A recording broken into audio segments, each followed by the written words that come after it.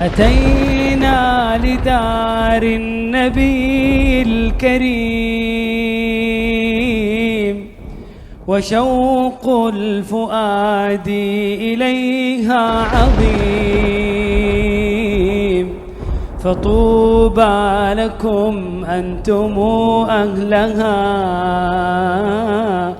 بهذا المقام وهذا النعيم. بسم الله والحمد لله والصلاة والسلام على رسول الله وعلى آله وصحبه ومن والاه. So let's just do some warm-up questions as the people come in, inshallah. So last week we were talking about the famous incident where the Prophet ﷺ took his first journey outside of the Makkah area or the Hijaz area, where he was going. Where was he going? To Syria, yes. Yeah, it was a caravan. It was a business trip, and he was going to the north to Syria. And like we talked about, the Rihlat al-Shita was safe, when the Makkans, the Quraysh, would go in the summers, in the winters. They would travel outside of Makkah with a caravan, and they would make business transactions, sell goods, merchandise, bring back that merchandise to Makkah, and then sell it again, like this. So in the winter, they would go to the south, to Yemen, and in the summers, they would go to the north, to Damascus. Who was the Prophet under the care of at that time? Was it Abdul Muttalib or his uncle Abu Talib? Abu Talib.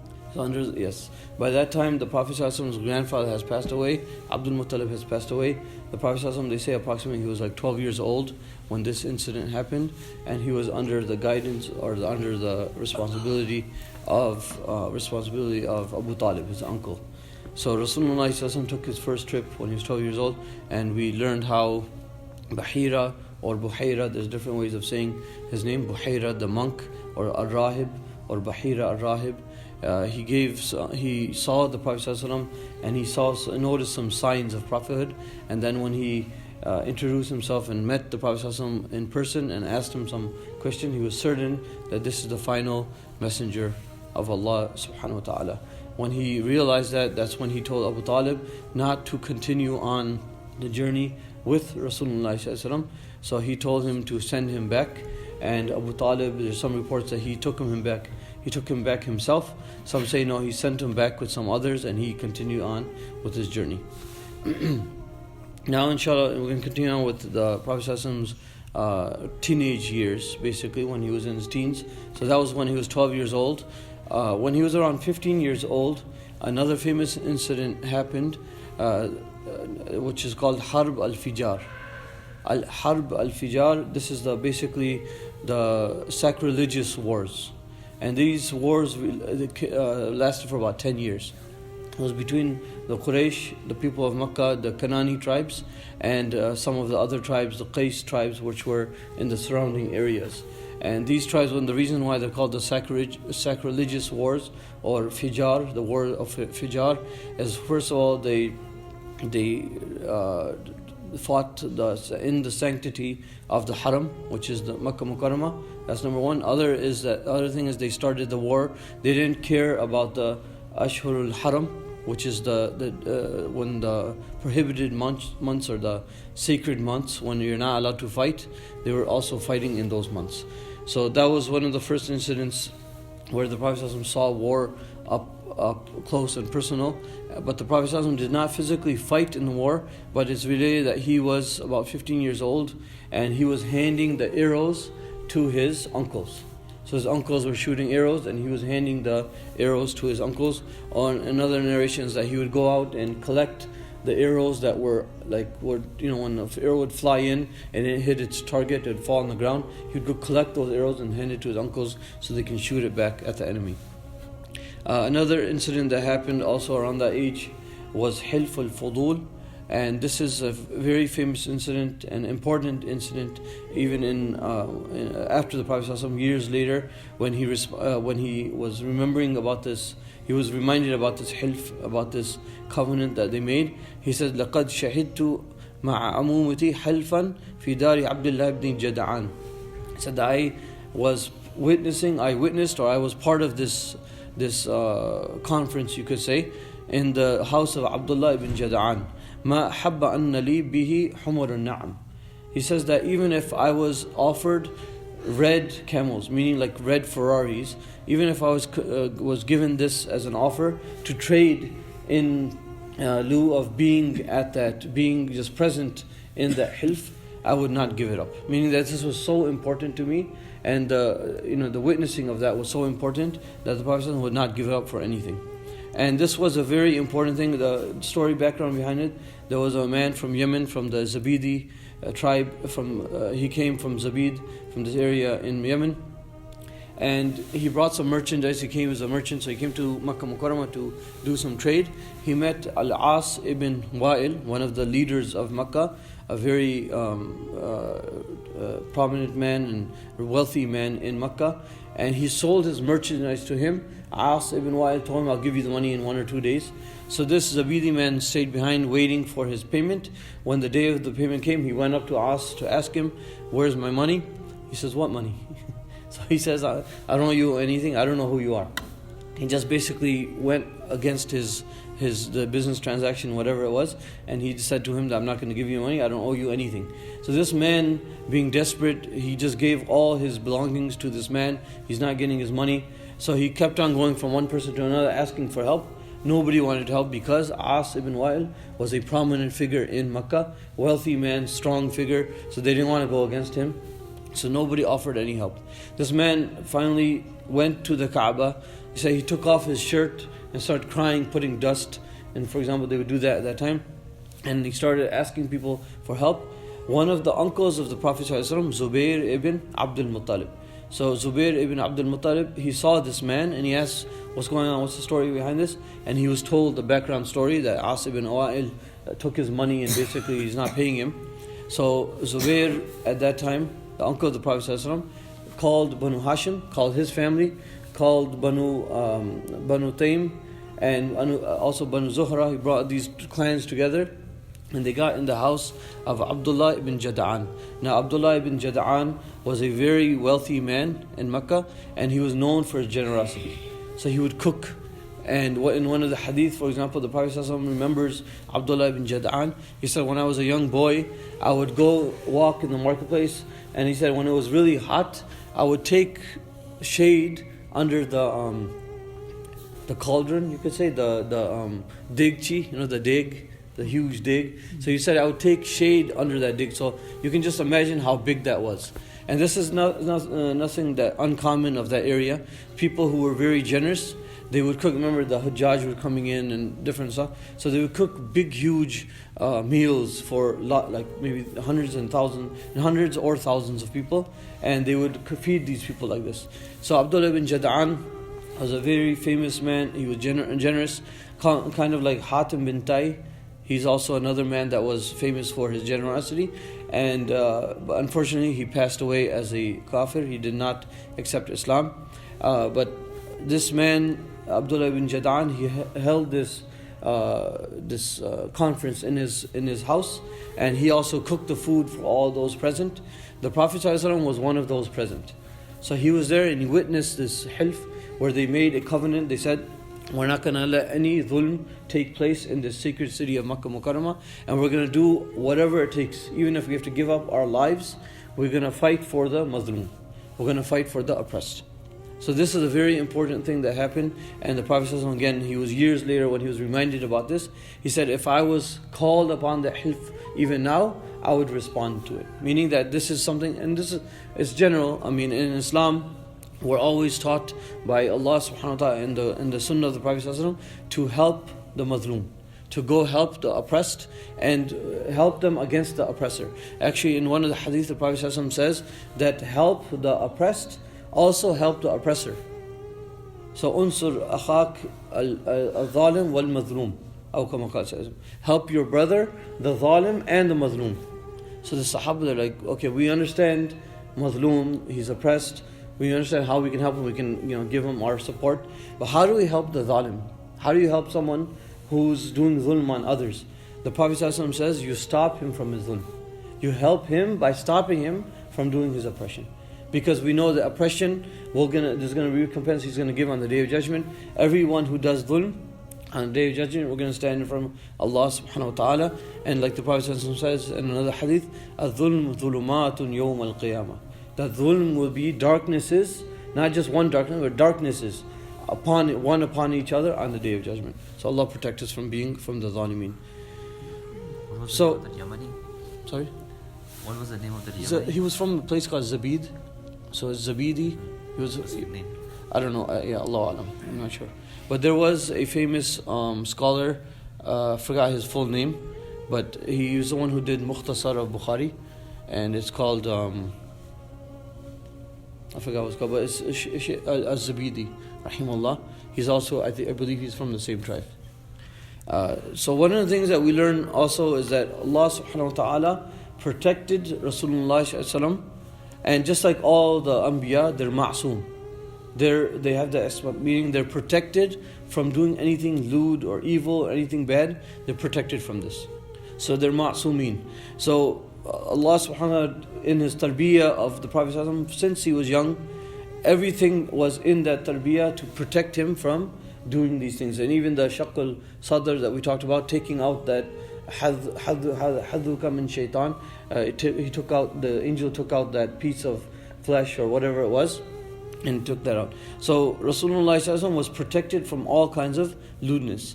And then one of the hadith, the Prophet sallallahu alaihi wasallam says, أَدَّبَنِي رَبِّي فَأَحْسَنَ تَأْدِيبِي أو كما قال صلى الله عليه وسلم, that Allah subhanahu wa ta'ala He taught me manners, He taught me etiquette, He basically trained me, and He how do you say, فَأَحْسَنَ تَأْدِيبِي, He made it beautiful, He perfected my training, basically you could say like that. And we know that the Prophet ﷺ never drank alcohol in his life. He never committed adultery. He never did anything, any sin. He was ma'soom. Okay, and for example, some examples of that is that when he was around that teenage years, they were doing some work. So he was with his uncles. They were carrying some bricks, maybe rebuilding something or whatever they were doing. And as they were doing this, he was carrying the stones or the bricks on his head. And it has dust and all that stuff. So his uncle, I believe it was Abbas Radhan, or one of his other uncles, suggested that why don't you take off your lower garment and tie the brick or whatever and carry it like that, so you don't get get hurt yourself, or you don't get the dirt or something on you. And the Prophet ﷺ, being a child and obeying his uncle, he was just about to take off his lower garment. He fell down unconscious. So we see how Allah SWT protected him from any kind of misbehavior or any kind of lewdness or anything like that. Another example is when he was in his teenage years. We know that he was a shepherd, and we'll talk about that inshallah in a second. So the Prophet ﷺ, one night, he told one of his friends, he said that these parties you guys rave about, you guys always talk about these parties, and that they're so much fun, and there's all this music and who knows what's going on there. I want to go and witness this party. I want to go and, being a teenager, being curious, what goes on in these parties, that everyone's talking about it. I want to go and witness what's going on. So the Prophet ﷺ tells one of his friends, take care of my ghanam, take care of my flock, my sheep, and I want to go to the party. So the Prophet ﷺ, he says that I started going towards the party, and as soon as he started getting closer, he starts getting drowsy, and when he heard the music, at that point he didn't know what happened next. He fell down on the ground unconscious. And he said that I didn't wake until the sun hit my eye, or hit my face. So the whole night Allah SWT caused him to sleep. In the morning he got up, and it was daytime, so the party's over, and he went. The second night he did this again. He tried again. He said, okay, take care of my flock. Last night I don't know what happened. Sleep overcame me. I fell down. I want to go again. So he tried again. Same thing. Allah SWT stopped him. He fell unconscious. He wasn't able to attend this party. So we see again and again Allah subhanahu wa ta'ala protected the Anbiya from any kind of lewdness. Now, one of the things, like I mentioned, the Prophet ﷺ worked as a shepherd. And this is one of the things that we learn, that Abu Talib, the uncle of the Prophet ﷺ, remember, he was not wealthy. He didn't have a lot of wealth. He had a large family. He had children to feed, other people he was taking care of. So the Prophet ﷺ, he didn't want to be a burden on his uncle. And this is one of the names of Allah subhanahu wa ta'ala, As-Samad. Like in Surah Ikhlas, As-Samad, which means the self-sufficient. So one of the things that we can do is try to emulate the characteristics of Allah subhanahu wa ta'ala, is as much as possible try to be self-sufficient. Try not to oblige others. Try not to be relying on others. Do whatever you can by yourself. And the Prophet ﷺ taught this to the Sahaba. They would say that the Prophet ﷺ taught us so much not to rely, not to ask of others, that even if we needed a shoelace, we wouldn't ask for that. If someone, for example, was on top of a horse or a camel and they dropped their, I forgot what it was, the whip. If they dropped it, they wouldn't ask the person standing next to them can you give me my whip? They would jump off, grab it themselves and jump back on. And the reason was so that they don't rely on others, that they just don't ask others for anything. Try to do everything yourself. So the Prophet ﷺ, emulating this and the sunnah, he wanted to take care of himself and help his uncle. So he started working as a teenager as a shepherd. And one of the things that the Prophet ﷺ tells us is that every single prophet, all the Anbiya, they were shepherds at one point. And the Sahaba asked that, even you?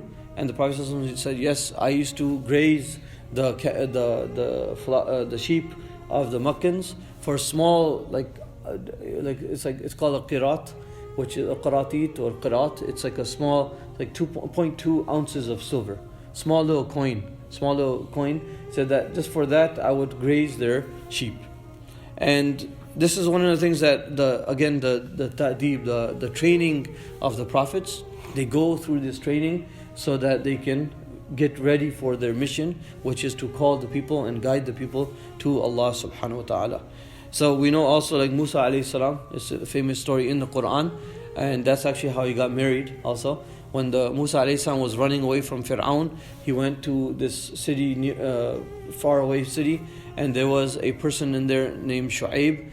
Some ulama say that he was Shu'aib alayhi salam, he was one of the prophets, and Musa alayhi salam helped his daughters put the water from the well, and then after that Shu'aib alayhi salam sent one of the daughters back to go get him, and then he made a contract. He said, I want to marry one of my daughters to you, and you have to work for me with my sheep and my farm for 8 years, and if you complete 10 years, that's a favor from you.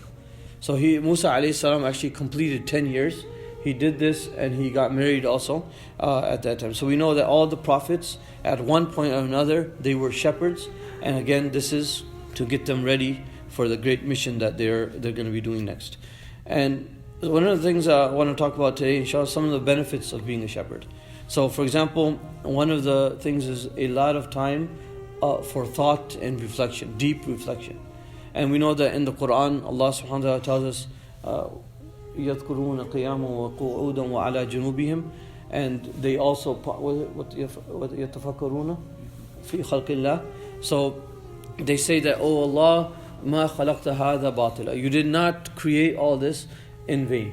And they look at the stars, they look at the moon, they look at everything around them. It reminds them that there is a creator out there, that Allah subhanahu wa ta'ala is the one who created this. So this is one of the things that being out there under the sky, in the open areas, and having lots of time, because it takes a lot. You have to go from the morning all the way to the evening with those sheep. You have a lot of time to reflect. And this is one of the things that unfortunately we don't have nowadays. We're so busy with our phones, with everything. And the other day I was reading, 2 weeks ago, there was an article. It was saying, I think it was 52 times or 100 times a day, I forgot exactly, a day, its average person looks at their phone, just checks their phone. So just imagine, and those of us who are addicted to WhatsApp and Facebook and who knows what, YouTube or whatever, imagine how many times the person is, and that person cannot do anything else. No, people do not have time for reading. People don't have time for Quran. People don't have time for dhikr. Why? Because they're so busy with these contraptions and this technology and stuff like that they don't have that time for reflection. And if you go to the stalls, the non-Muslims, they keep magazines and newspapers in the stalls in the bathroom, because that's the only time they get, unless they take off their phone and start looking at the phone, but that's the only time they get to actually read something or ponder or do something. So anyway, so that's one of the things, is that time for reflection. That's a very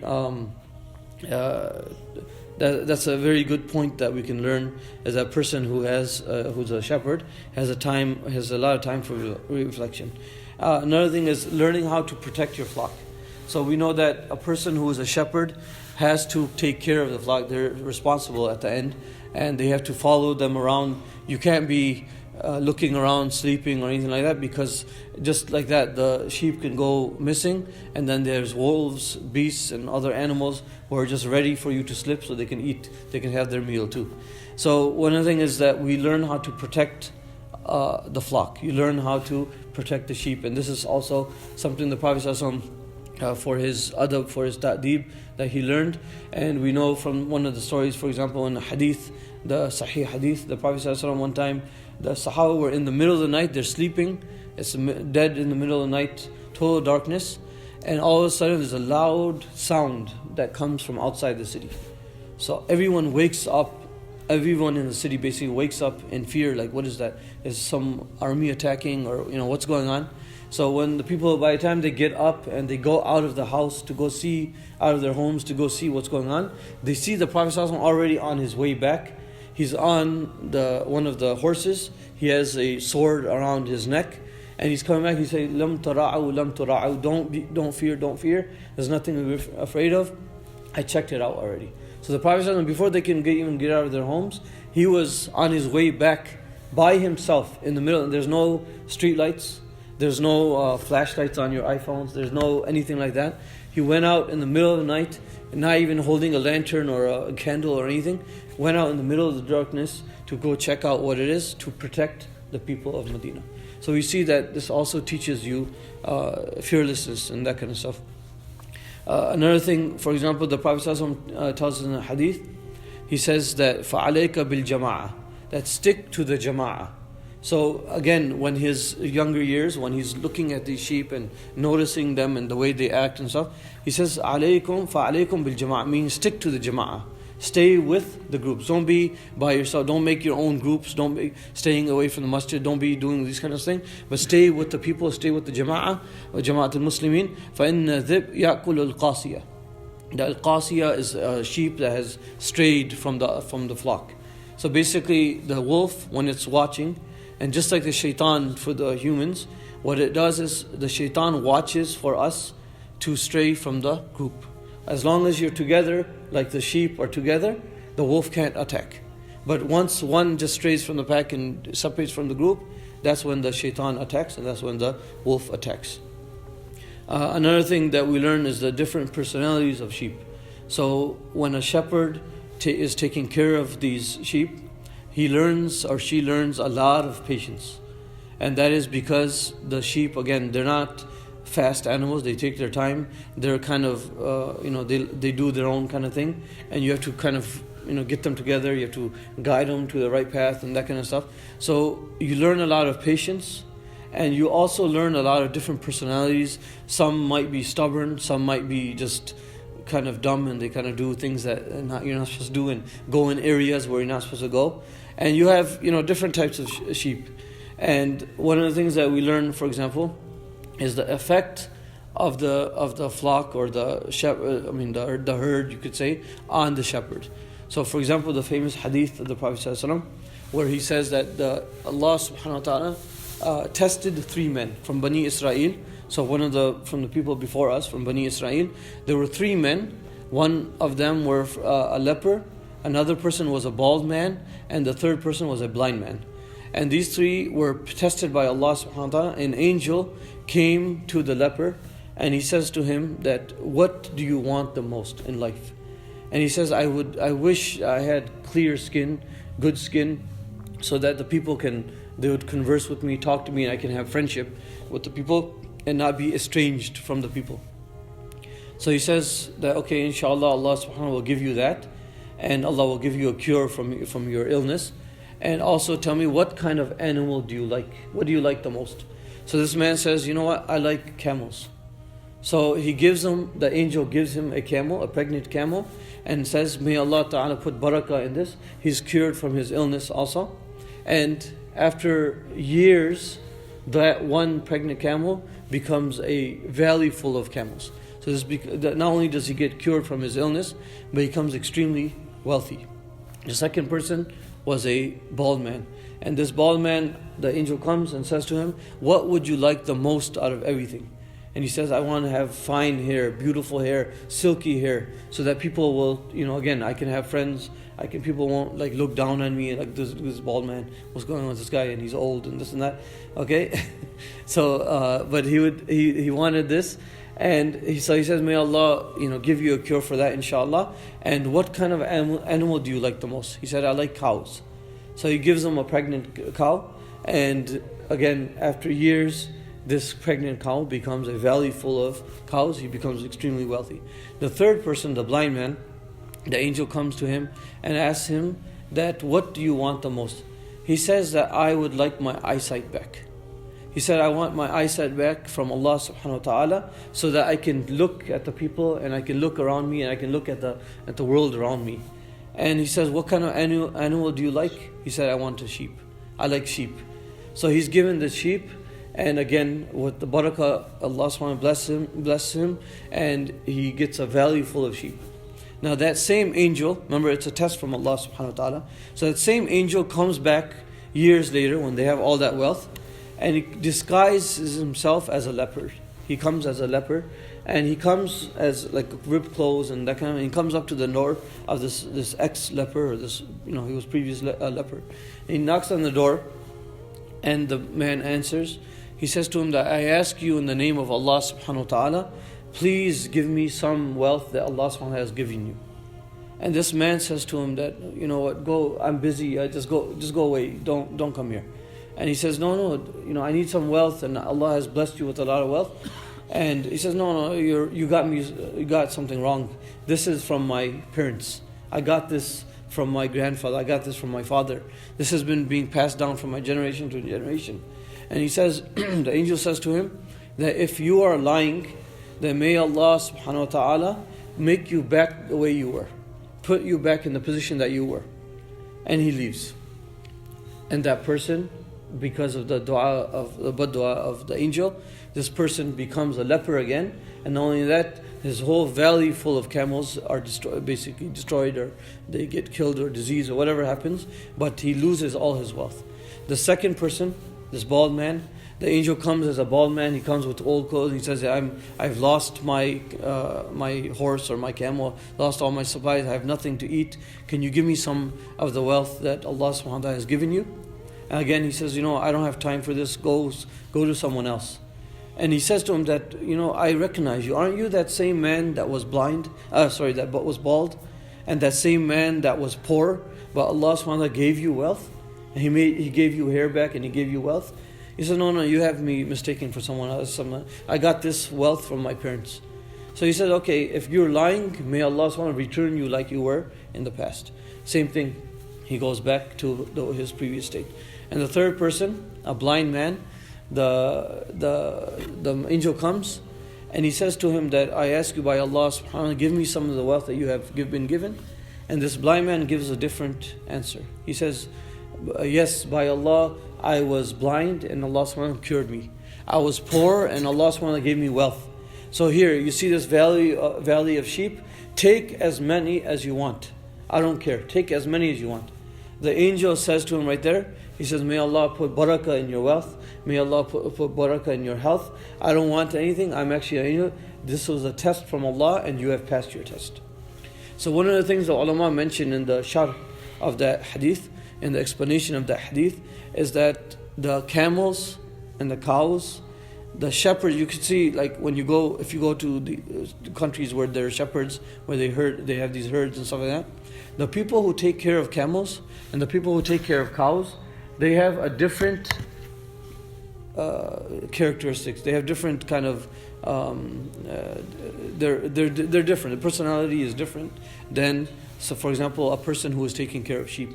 So that's one of the things that, again, the tarbiyah of Allah subhanahu wa ta'ala for the anbiya, He chose sheep as the flock of the anbiya, so that they can learn how to take care of the ummah, inshallah, when they become Anbiya, and they can take care of the Ummah.